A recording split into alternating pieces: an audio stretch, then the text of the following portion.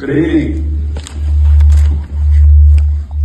It's a great honour to speak at this premiere of 721, a film that has been made to ensure the truth about the Great War against fascism is never forgotten.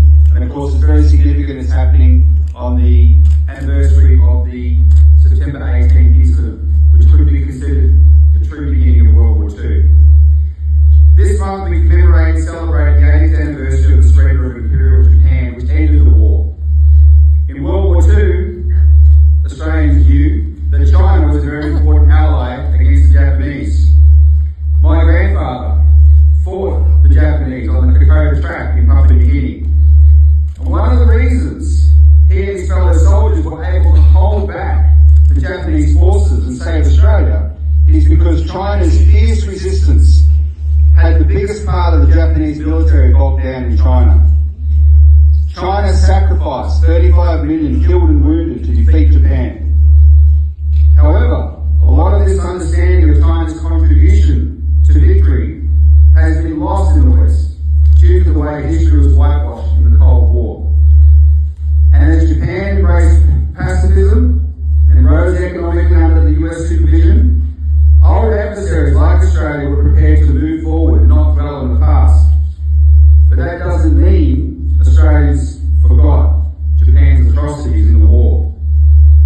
My own mother went to her grave unable to forgive the Japanese for their war crimes because of her father's experience.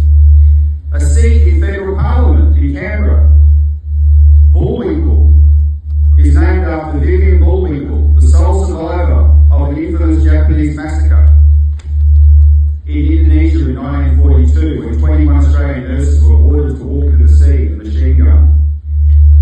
There's no doubt the worst Japanese atrocities were inflicted on the Chinese, including the horrific Nanjing massacre and Unit 731, which this film is about.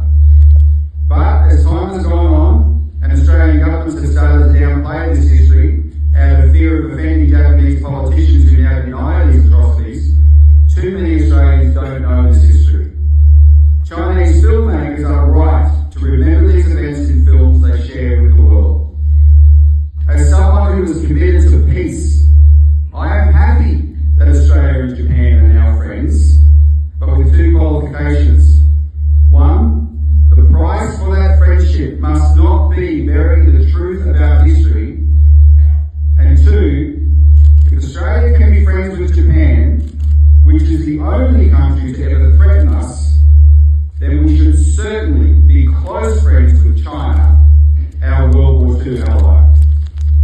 As we watch this film to remember this chapter of history, let us commit to preserving peace